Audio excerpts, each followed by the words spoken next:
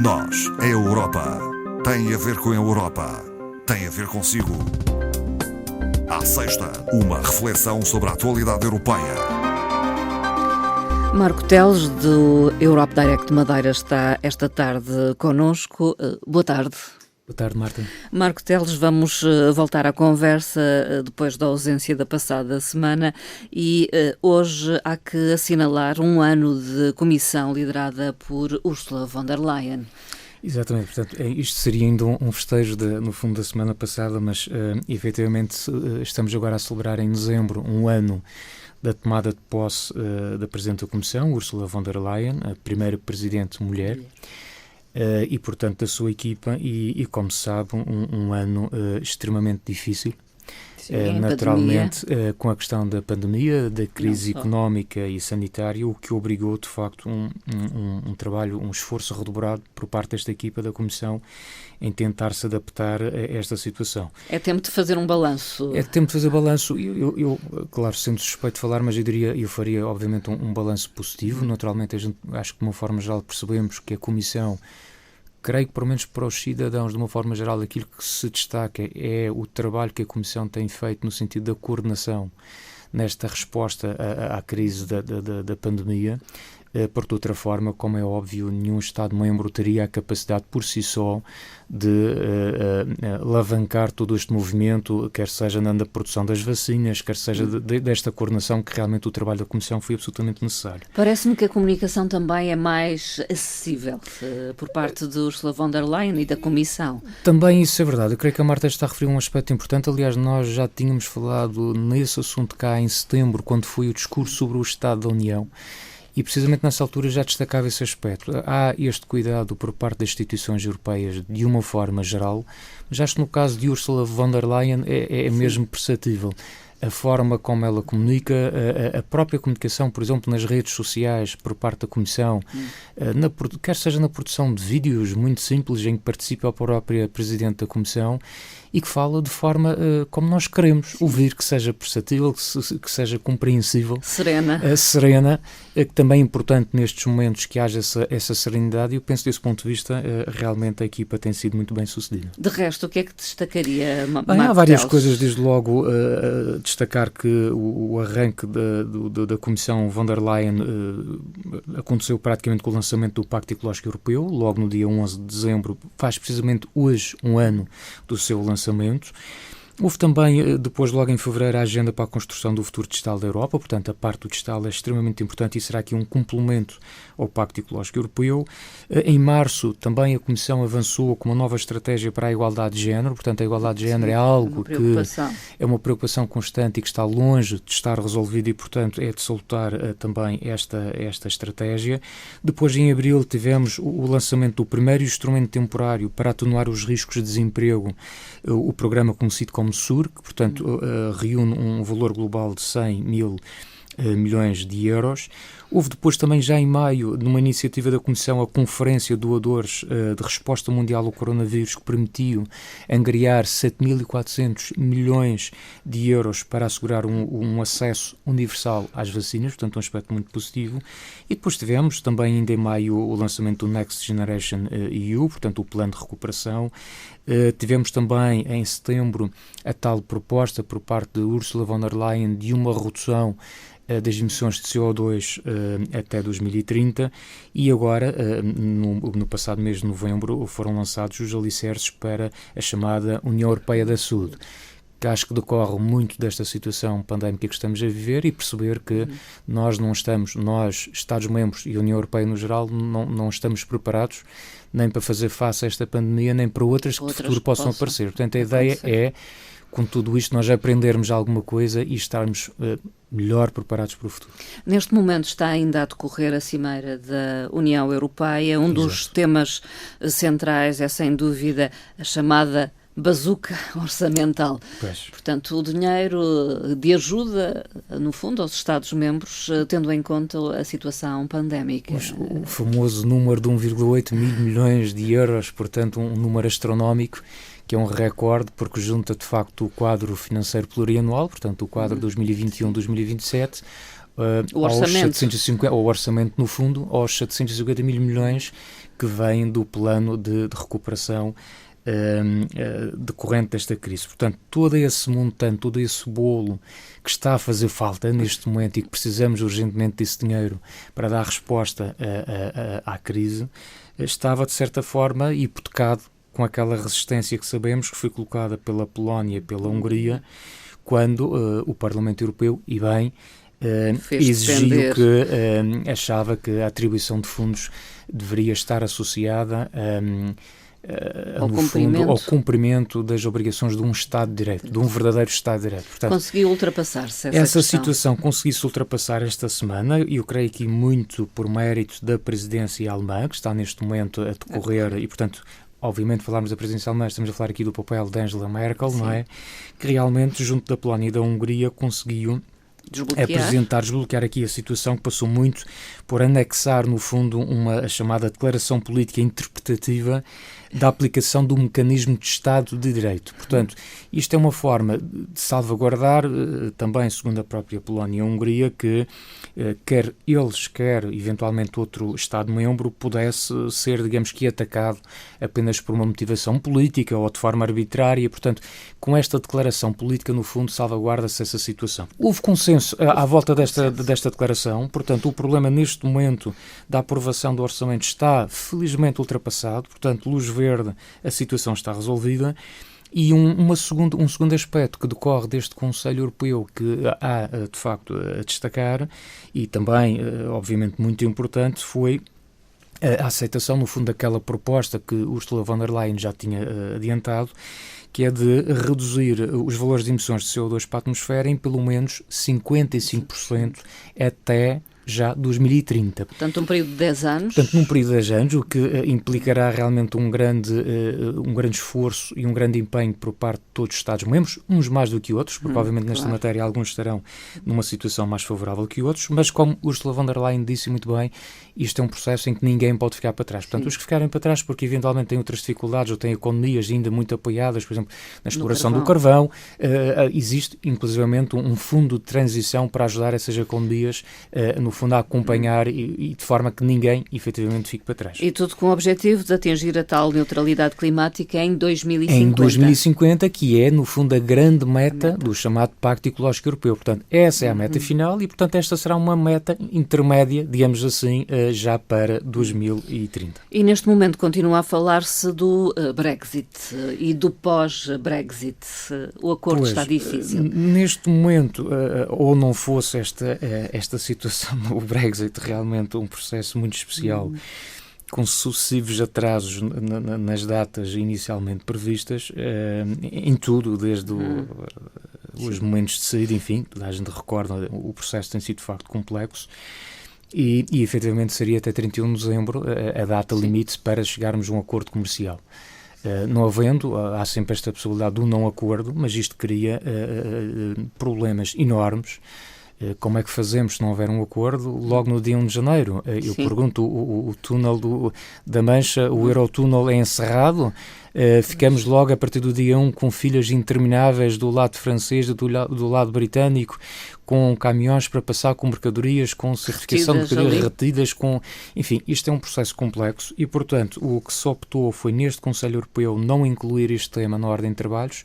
Sabemos que tem havido reuniões entre diretamente a Presidente da Comissão e o Primeiro-Ministro britânico e, portanto, essas negociações estão a decorrer até domingo e, portanto, no domingo Ursula von der Leyen dará então conhecimento do resultado dessas negociações. De qualquer forma, a Comissão já apresentou na quinta-feira um chamado plano de contingência que no fundo já prevê uma série de medidas para limitar,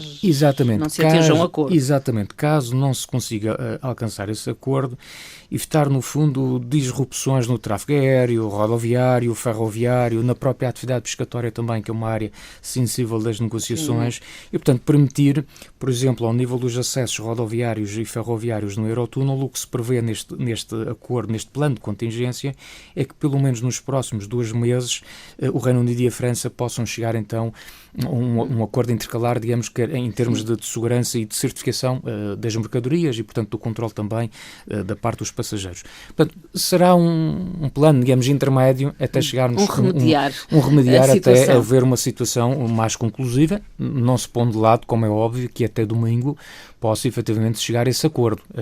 Há de facto essa possibilidade. Pessoalmente não estou muito carente nessa situação, mas enfim, é o que temos. Continuam a corrida às vacinas para a Covid-19, já há autorização de utilização da vacina da Pfizer, nomeadamente, penso eu, e o Reino Unido já está a vacinar os seus cidadãos. Sim, o Reino Unido efetivamente é o primeiro país a autorizar o uso desta vacina da Pfizer Biotech contra a Covid-19. E aplica a vacina após a autorização da Agência Britânica da Regulação do Medicamento e Cuidados de Saúde. Ora, o contexto é um bocadinho diferente, portanto, o Reino Unido já não está dentro da União Europeia e, portanto, já não depende da Agência Europeia do Medicamento para a aprovação da aplicação dessa vacina. Portanto, há aqui uma estratégia também política. Aliás, o próprio Primeiro-Ministro gabou-se esta situação de ser o primeiro país a utilizar a vacina e fez questão de dizer que só conseguiu isso por estar fora da União Europeia. Sim. O que também não será propriamente uma declaração muito feliz, até porque sabemos que se efetivamente a vacina existe, e ela existe, está aprovada, na Europa ainda não foi dada a luz verde para a sua aplicação, na União Europeia, mas deve-se muito ao esforço dos restantes 27 Estados-membros, não que o Reino Unido não tenha contribuído, claro que sim, mas de um esforço muito importante, significativo por parte da União Europeia, investindo muitos milhões de euros para a investigação nos laboratórios. De outra forma, não seria possível, num curto espaço de tempo como este que se passou, conseguir chegar a esta vacina. Portanto, para já, ela existe.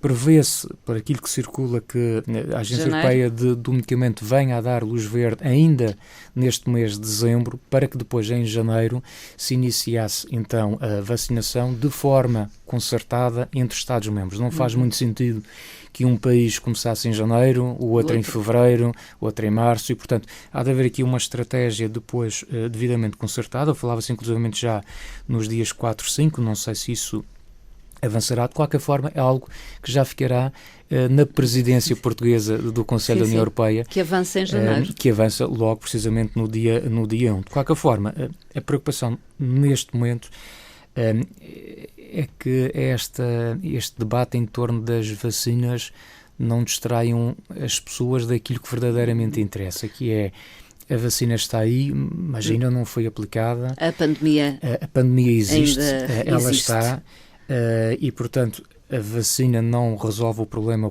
o que resolve é a vacinação, ainda é outro processo que é longo, portanto, já percebemos que é faseado, primeiro grupos de risco, e, portanto, é por várias etapas até chegar a toda a gente, portanto, o processo quanto maior for a percentagem de vacinados, melhor, não é? Melhor, e, portanto, o que nós temos agora é uma luz ao fundo do túnel onde nos agarramos e onde nós colocamos todas as nossas esperanças, e bem, mas temos agora um período muito complicado, que é o período de Natal e período de fim de ano. De convívio. É um período de convívio, por excelência, e onde se pede que, efetivamente, as pessoas tenham todos os cuidados para que nós não se comece o ano novo com uma situação bem pior do que aquela que temos agora. Portanto, tudo o que se fizer agora nós havemos de pagar ou ganhar em janeiro, não é?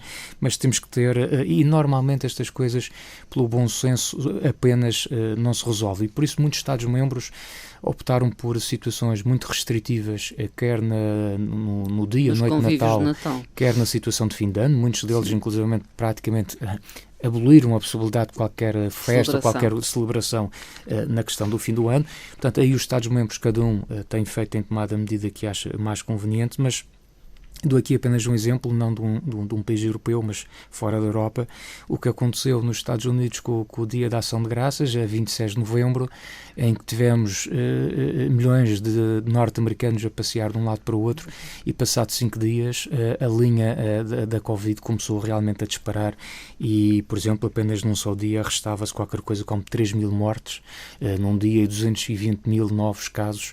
Portanto, são números astronómicos e que decorrem desse comportamento desse comportamento que não era realmente o mais adequado. Mas pronto, vamos esperar com serenidade e que haja este bom senso da parte de toda a gente em manter estas regras, todos nós já sabemos. Não é? A Comissão Europeia apresentou a sua estratégia de mobilidade sustentável e inteligente. Um plano de ação com muitas iniciativas. Exatamente. Portanto, isto vem um bocadinho na sequência daquilo que se falou aqui no início deste Conselho Europeu e desta ambição de haver uma redução do CO2 para se atingir essas metas do Pacto Ecológico Europeu. E realmente o setor dos transportes requer uma atenção especial. Porquê? Porque do ponto de vista da economia eles contribuem com 5% para o PIB da União Europeia, que é um valor altíssimo, empregam mais de 10 milhões de cidadãos europeus e são fundamentais, quer portanto para a economia, quer também para as cadeias de abastecimento a nível mundial. Mas se por um lado em termos económicos tem toda esta importância, também não podemos esquecer que à conta do setor dos transportes nós temos também problemas relacionados com as emissões de gases com efeito de estufa, poluentes atmosféricos, ruído, acidentes rodoviários, congestionamento. Basta dizer que atualmente as emissões de transporte representam qualquer coisa como 1/4 do total das emissões de gases com efeito de estufa da União Europeia. E, portanto, isto quer dizer que não basta haver boas intenções, mas vamos ter que trabalhar de forma muito concreta. Vamos ter que trabalhar sobre os transportes, quer seja da parte comercial, quer seja da parte particular e das viaturas particulares que nós utilizamos. E, portanto, a União Europeia propõe medidas muito concretas já até 2030, porque estas coisas, se nós também não colocamos prazos mais no imediato, enfim, esquecemos o problema, não é? Vamos atirando para a frente. Vamos atirando para a frente e, portanto, até 2030, por exemplo, há esta intenção clara de se atingir pelo menos 30 milhões de automóveis com emissões nulas, portanto estamos a falar de veículos elétricos a circular nas estradas europeias. Prevê-se também já cerca de 100 cidades europeias serem completamente neutras em termos climáticos. Prevê-se também que o tráfego de comboios de alta velocidade possa duplicar em toda a Europa. Prevê-se, por exemplo, no transporte marítimo já existam, no fundo, navios movidos a fontes de energia mais sustentáveis para fazer face aos problemas que nós temos agora. Portanto, há toda uma série de medidas que, no fundo, vão sendo tomadas e que nós vamos precisar de realmente acelerar para se conseguir alcançar estas metas. Vamos dar por elas, então. E vamos dar por elas porque há aqui uma coisa que nós, aliás, já falamos várias vezes, no que toca à situação dos transportes, neste tema muito sensível da mobilidade, isto toca a todos nós. E, portanto, e quando toca significa que nós vamos sentir realmente, vamos muito possivelmente ter que alterar até o nosso padrão, do nosso modo de vida, pelo menos no que toca à situação dos transportes, porque não é um problema que possa ser resolvido por decreto, como costumo dizer, não é o Estado por si só, com muito boa vontade, vai resolver. É cada um de nós tem com as nossas atitudes e comportamentos, exatamente, temos que contribuir. Marco Teles, para finalizar, a nota da realização de um debate via Zoom, plataforma Zoom, já na segunda-feira. Mais portanto, um debate, aliás, deve ser uma das palavras do ano, que é realmente os webinars. Este ano, além da Covid e todo o problema sanitário, mas os webinars estão realmente aí para ficar e, portanto, um deles acontece já no dia 14, entre as 2 e as 3, chama-se Europa Resiliente, promover os valores europeus na era digital e, portanto, acontece no âmbito do ciclo de debates online chamado Europa 2021. Portanto, é um ciclo de debates que vem na sequência desta presidência portuguesa do Conselho da União Europeia, que se inicia no dia 1 de janeiro. E, portanto, esta conferência online é organizada pelo Ministério dos Negócios Estrangeiros, em parceria com a representação da Comissão Europeia em Portugal. Tem como oradores a chefe da representação da Comissão, Sofia Colares Alves, terá também a vice-presidente da Comissão Europeia para os Valores e Transparência, o secretário de Estado para a Transição Digital e a secretária de Estado dos Assuntos Europeus. A inscrição é gratuita. Basta, por exemplo, entrar no site da representação da Comissão Europeia ou até escrever no Google ciclos de debate Europa 2021 e, portanto, a partir daí fazer a inscrição para poder também assistir a este ciclo e participar, porque não, de forma ativa, porque essa possibilidade também existe. Fica o apelo também para participar ativamente, utilizando um endereço de e-mail, caso queira colocar alguma questão, ou Nós a Europa, e é mesmo nosaeuropa@rtp.pt. Marco Teles, é tudo? É tudo. Eu aproveitava 30 segundinhos apenas para me despedir do auditório, sendo este o último programa, pelo menos da minha participação aqui em 2020 no Nós Europa, agradecendo, obviamente, os ouvintes da Antena 1 Madeira, num ano particularmente difícil, e de uma forma muito especial aos ouvintes do programa Nós Europa, com alguma paciência, se vão interessando por estas temáticas europeias. E, portanto, desejar, obviamente, a todos um Natal com muita saúde, que é realmente o que importa nesta altura complicada, alegria QB e, obviamente, um pedido de uma consciência cívica muito grande para que os nossos comportamentos não possam hipotecar o arranque do ano novo 2021. Praticamente são esses os desejos. Obrigada, Marco Teles, e também para si, boas festas. Obrigado.